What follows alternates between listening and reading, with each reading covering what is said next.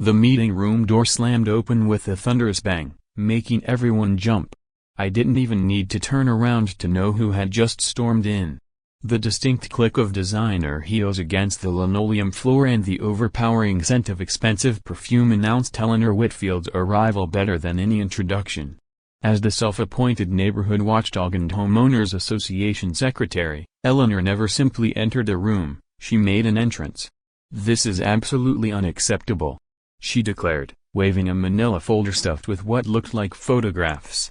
Her face was flushed with indignation as she marched to the front of our monthly homeowners association meeting. "I have documented evidence of blatant violations of our neighborhood covenants that cannot be ignored for one more day." I sank lower in my chair, already knowing what was coming. The other board members exchanged uncomfortable glances as Eleanor dramatically spread her photographs across the table, like a dealer at a high-stakes poker game. This barn animal is residing at 1422 Oakwood Drive." She pointed at a photo of my home. "We have explicit rules about permissible pets in our bylaws, and I can assure you all that livestock is not on the approved list." The photograph showed my miniature horse, Daisy, standing calmly beside me in our front yard. In one, she was wearing her service vest. In another, she was helping me retrieve the mail from our mailbox. I felt my chest tighten as whispers rippled through the room. Article 7, Section 4 clearly states that no resident shall keep animals other than conventional household pets, Eleanor continued, her voice rising with each word. "A horse, miniature or otherwise, is livestock, not a pet. This is not a farming community." "What's next? Chickens? Goats? Cows?" I will not stand by while our beautiful neighborhood is transformed into Old MacDonald's farm.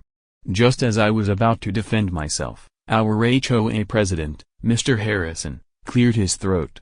"Eleanor, I believe there may be more to this situation than—" "More?" she interrupted. "What more could there possibly be? Rules are rules." That's when the meeting room door opened again, and my neighbor, Emily, walked in with her 2 young children. 7-year-old Tyler spotted me immediately and waved excitedly before noticing the atmosphere in the room. "Is Miss Daisy in trouble?" he asked loudly enough for everyone to hear. "But she just got her medal for being a hero. We saw her on television." Eleanor frowns, her mouth slightly open, as every head in the room turned toward the child, then back to me. She had no idea that the barn animal she was so determined to banish had just received the National Service Animal Hero Award last week. And judging by her expression, she was about to learn exactly what she was up against. I never wanted a confrontation with my homeowners association. All I wanted was to live peacefully with Daisy, the companion who had literally saved my life more times than I could count. After 3 tours in Afghanistan and an improvised explosive device that left me with mobility issues and severe post-traumatic stress disorder, civilian life had been nearly impossible to navigate. The Veterans Affairs Hospital suggested a service animal, but traditional service dogs didn't work well with my specific needs and triggers. That's when my therapist suggested something unconventional, a miniature service horse. Miniature horses might seem like an unusual choice, but they're actually recognized by the Americans with Disabilities Act as legitimate service animals. They live longer than dogs, up to 30 years, are naturally calm, have excellent vision, and possess remarkable memory for routines and commands. For someone like me, who struggles with balance issues and needs a sturdier animal for support, Daisy was perfect. From the moment she came into my life 2 years ago, Daisy transformed my world. Standing just 30 inches tall, she was trained to help me maintain balance when walking, retrieve items I couldn't reach, and provide deep pressure therapy during panic attacks. When nightmares jolted me awake, her steady presence beside my bed grounded me back to reality. When crowds at the grocery store became overwhelming, her gentle nudge would guide me to a quieter area. She knew when to retrieve my medication without being commanded and somehow sensed oncoming anxiety attacks before I even recognized the symptoms myself. Beyond her service duties, Daisy had become a beloved fixture in our neighborhood. Children would wait by our fence just to say hello to her. Elderly neighbors would ask if they could pet her when we walked by. During the winter, She even helped me deliver small packages of supplies to homebound residents during a severe snowstorm. Daisy wasn't just my service animal, she had become a community mascot of sorts, brightening everyone's day with her gentle demeanor and intelligent eyes. Everyone's, it seemed, except Eleanor's. For you, a free like is easy. But for me, it is the greatest support and encouragement. For this video, can you give me 1 like and 1 subscription? Thank you very much. From the day I moved in with Daisy, Eleanor had made it clear that she considered my service horse an affront to neighborhood standards. While she never directly confronted me at first, I'd notice her watching from her window whenever Daisy and I ventured outside, her disapproval radiating across the street like a physical force. What changed everything was what happened during last month's 3-day power outage. A severe storm had knocked out electricity throughout our county, leaving many vulnerable residents without access to life-saving medications or equipment. With roads blocked and emergency services overwhelmed, Daisy and I navigated through debris-clogged paths to deliver emergency supplies to those who couldn't evacuate. Daisy carried saddlebags filled with medications, batteries, and essential items, following me through terrain no vehicle could access. That service caught the attention of local media and eventually the National Service Animal Association, who honored Daisy with their annual Hero Award, a prestigious recognition that came with a medal ceremony covered by regional news stations. The ceremony had taken place just last week, with Daisy standing patiently as the medal was placed around her neck, seemingly understanding the importance of the moment. And now, 1 week later, Eleanor Whitfield was demanding her removal from the neighborhood, without any idea of who she was really targeting. The whispers in the HOA meeting room grew louder as the board members processed what 7-year-old Tyler had revealed about Daisy's recent recognition. Eleanor's campaign, however, was just beginning. In the days following the meeting, anonymous notices began appearing in mailboxes throughout our subdivision. Attention residents, livestock in our community threatens property values. The flyers featured grainy, zoomed-in photos of Daisy and me, clearly taken from Eleanor's yard without my knowledge or consent. More concerning were the official-looking violation notices that began appearing on my door, citing various homeowners association bylaws regarding approved animals, proper fencing, and even noise complaints.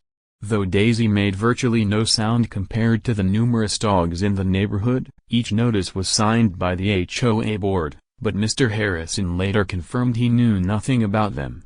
It didn't take detective work to figure out who was behind the campaign.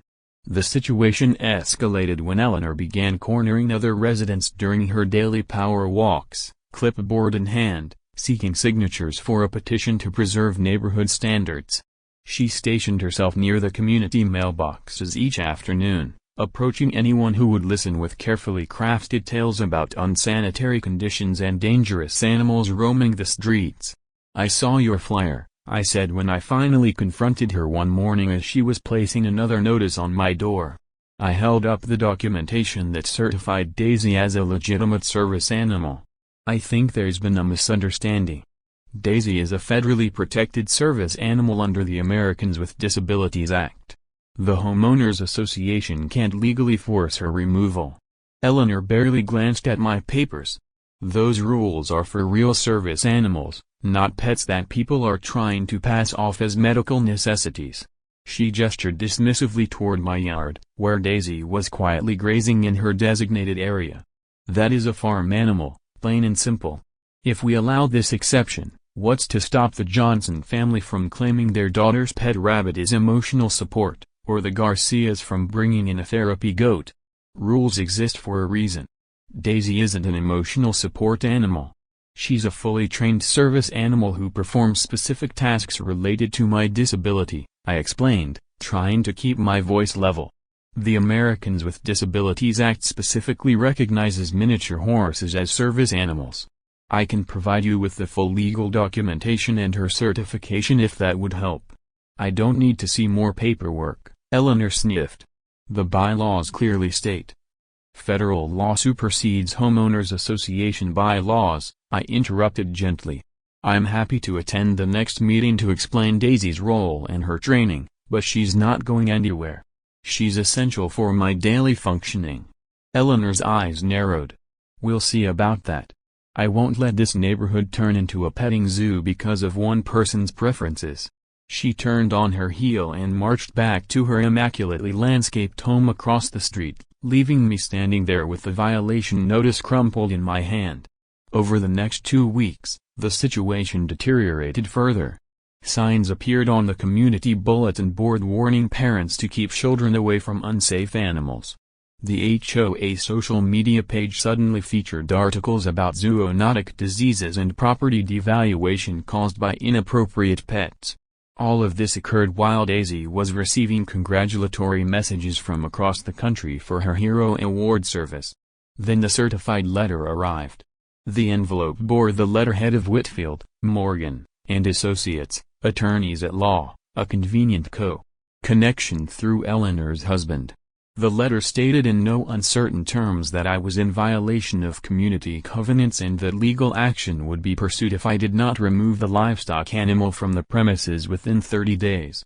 At the bottom was a formal cease and desist notice from the HOA board demanding Daisy's immediate removal. I sank onto my couch, the letter trembling in my hands. Daisy sensed my distress and immediately came to my side, placing her head gently on my knee, one of her trained responses to anxiety attacks. The cruel irony wasn't lost on me. In that moment, she was performing exactly the service they were trying to prevent.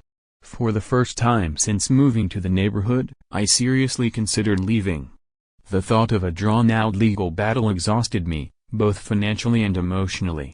Even if I was legally protected, did I have the strength to fight this? Was it worth the stress and potential hostility from neighbors who might believe Eleanor's campaign? Perhaps it would be easier to find somewhere else to live, somewhere Daisy would be welcomed rather than merely tolerated. I was researching potential new homes when my doorbell rang. Standing on my porch was a woman I didn't recognize, holding a notebook and wearing a press badge. "Mr. Richards? I'm Alicia Mendez from the County Chronicle. I was hoping to ask you a few questions about Daisy. I covered her Hero Award ceremony last week, and I've heard some concerning rumors about challenges you're facing with your homeowners association." I hesitated, but something in her expression, genuine concern rather than sensationalist curiosity, convinced me to invite her in. For the next hour, I shared everything: my military service, my disability, Daisy's specialized training, our work during the power outage, and finally, the escalating campaign to remove her from the neighborhood. "May I take a few photos of you and Daisy?" Alicia asked when we finished talking. "And would you be willing to share copies of those violation notices and the cease and desist letter?" 3 days later, the County Chronicle's weekend edition featured a front-page article titled "Neighborhood Hero Under Threat, Decorated Service Animal Faces Eviction." The piece detailed Daisy's recent award, the life-saving assistance she had provided during the power outage, and her essential role in my daily life. It also included quotes from disability rights attorneys explaining the legal protections afforded to service animals under federal law, regardless of homeowners association rules. For you, a free like is easy. But for me, it is the greatest support and encouragement. For this video, can you give me 1 like and 1 subscription? Thank you very much. What happened next surprised even me. By Monday morning, my phone was ringing constantly with calls from neighbors I'd barely spoken to before, all offering support and expressing outrage at the situation. My email inbox filled with messages from veterans organizations and disability advocacy groups offering legal assistance. Local television stations picked up the story, interviewing residents who had benefited from Daisy's help during the power outage.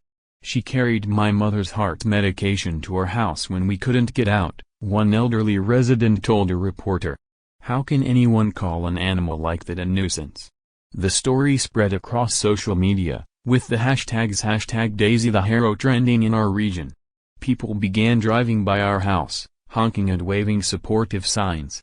Children from the neighborhood left drawings of Daisy in our mailbox.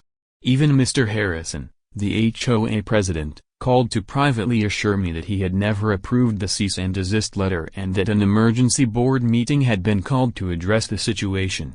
Eleanor, meanwhile, doubled down. In a brief interview with a local news station, she stood in front of her perfectly manicured lawn and insisted, "This isn't about the animal's supposed award or the owner's personal situation.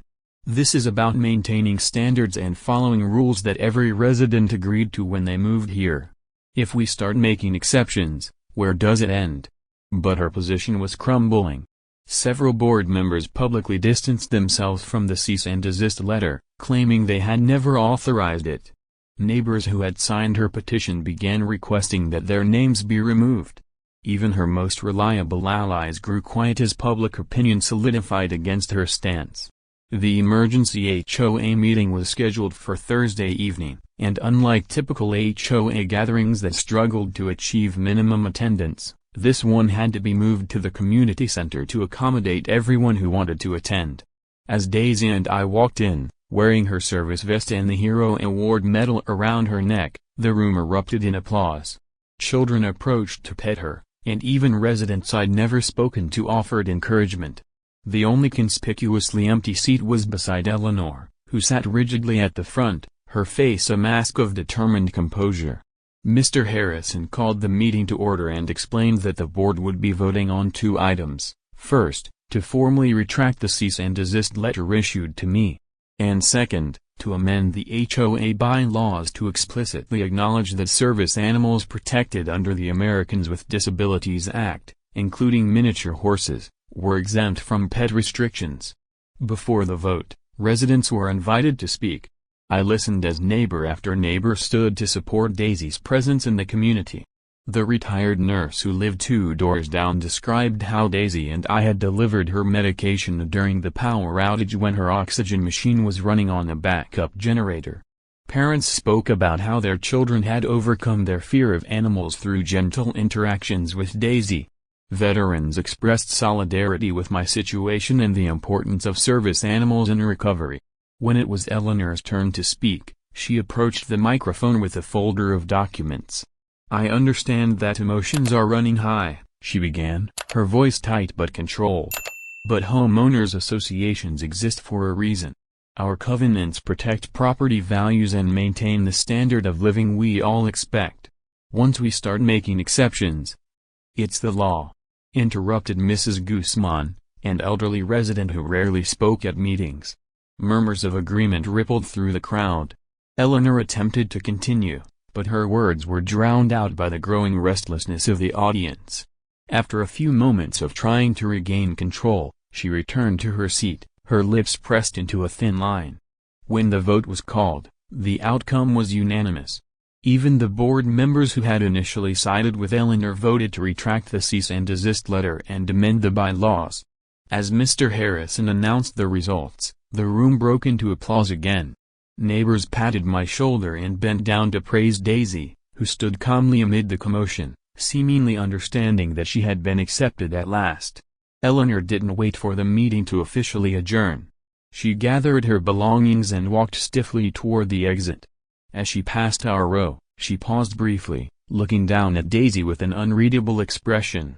For a moment, I thought she might say something, offer some conciliatory remark or acknowledgement. Instead, she simply continued walking, the door closing firmly behind her. The following week, a brief email was sent to all residents announcing Eleanor's resignation from the HOA board, citing personal reasons and ongoing harassment from internet mobs who don't even live in our community. No further explanation was offered, and no one saw much of her in the following days. Her normally active community presence notably diminished. In her absence, the HOA moved forward with plans for the community's first annual Resilience Day celebration, an event designed to honor those who had helped others during the power outage crisis. Daisy was named as the guest of honor, with commemorative photos planned and children's activities centered around learning about service animals and community helpers. On the morning of the event, I was setting up Daisy's grooming station when I noticed an unfamiliar woman approaching hesitantly. She introduced herself as Carol Morgan, Eleanor's sister-in-law and former ally on the board. She knelt down to pet Daisy, who nuzzled her hand gently. "She really is beautiful," Carol said quietly, stroking Daisy's mane. "I had no idea she was the one who brought my mother her medication during the blackout. Mom lives alone on Elm Street, and her heart condition. Well, those pills were essential." She looked up at me, her eyes suddenly glistening. "We couldn't get through because of the fallen trees, but somehow you and Daisy did.